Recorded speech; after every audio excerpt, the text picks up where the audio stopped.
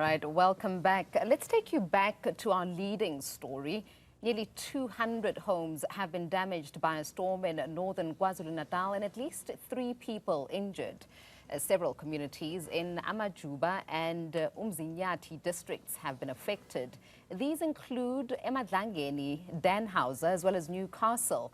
50 homes have been destroyed, while 115 others were partially damaged.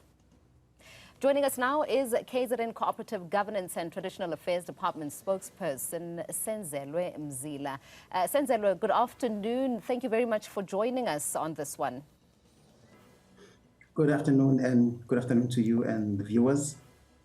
Senzelwe, we understand that some of those that have been affected by the recent storm have been moved to Osizweni Community Hall. Can you confirm this, and as well as how many of the affected 200 community members have been moved there? Thank you for the opportunity. The province of KZN continues to experience inclement weather conditions. Yesterday, we had a very bad storm that affected areas that are in the northern parts of the province. The MEC for CoGTA, Reverend Senzelwe Mzila, deployed our teams to these affected areas with the specific aim of them assisting communities.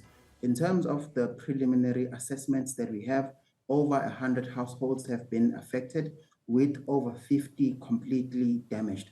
There are a number of communities as well that have needed for us to make arrangements in terms of interim relief.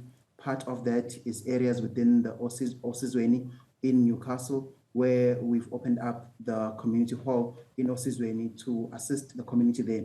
This, though, is not limited to Newcastle. Areas as well within Dannhauser local municipality, specifically the town and surrounding areas, as well as in Dundee, as well as in Utrecht, the EMadlangeni local municipality.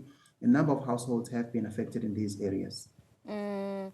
Senzelwe, I mean, earlier this year, there were 22,000 people displaced around KZN and neighboring provinces. How many families from the early 2025 floods are still in temporary residence? And will these Boxing Day storm victims also be added to that backlog?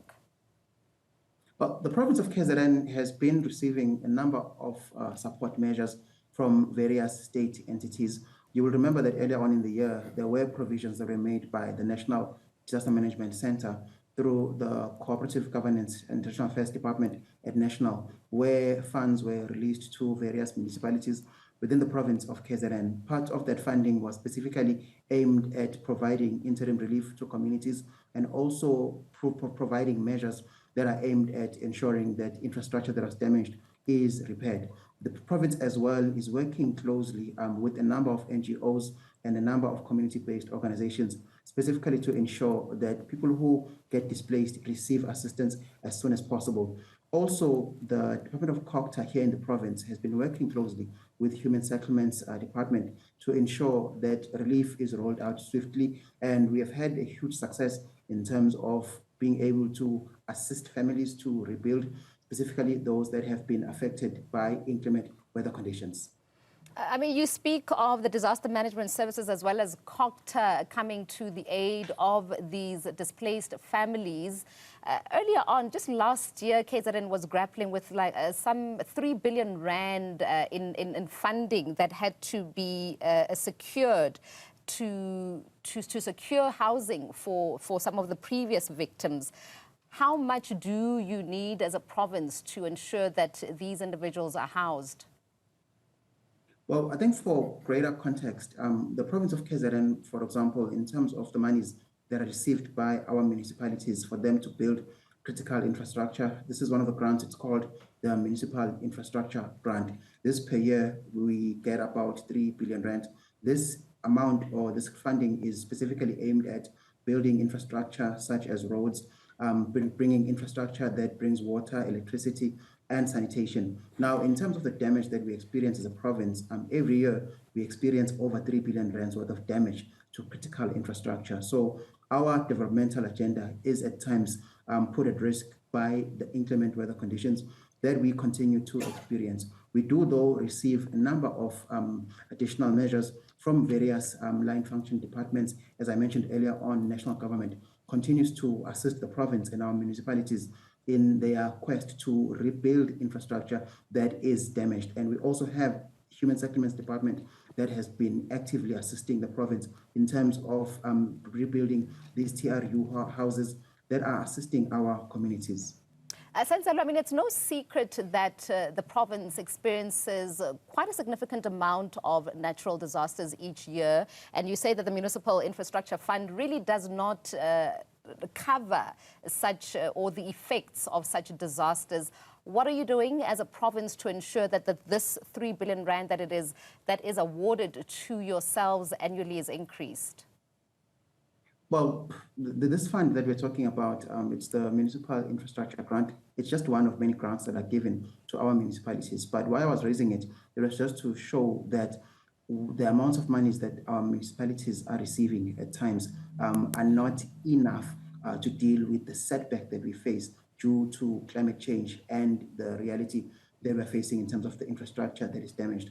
Now, the MEC for CoGTA, Reverend Senzelwe Mzila, has been working closely with municipalities, and part of the things that the MEC has been championing is the call for a review of the funding model for our municipalities, as the MEC has viewed that some of our municipalities are not properly funded. And for this purpose, the MEC is actually, as we speak right now, championed a specific project in the area of Nkandla, where we are building an emergency center. Now, the area of Nkandla last year had felt fires that ravaged large parts of the municipality, and the nearest emergency center is about 3-4 hours away in Mpangeni. So the MEC has plowed in 15 million rands through the department to build that emergency center. This is just speaking to the issue of building capacity within our municipalities, and CoGTA is playing its role in terms of investing these monies into our municipalities.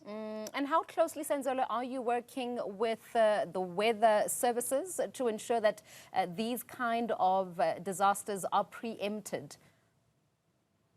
Well, we are working very closely with the weather service. We do receive timely weather warnings from them, and these timely weather warnings are actioned through the Provincial Disaster Management Center, where we interact with all the emergency centers that are based right across the province.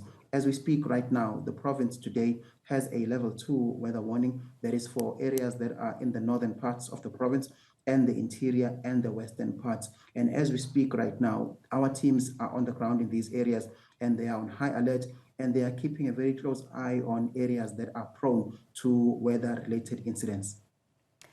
Senzelwe, thank you very much for your time. That is KZN Cooperative Governance and Traditional Affairs Department spokesperson, Senzelwe Mzila.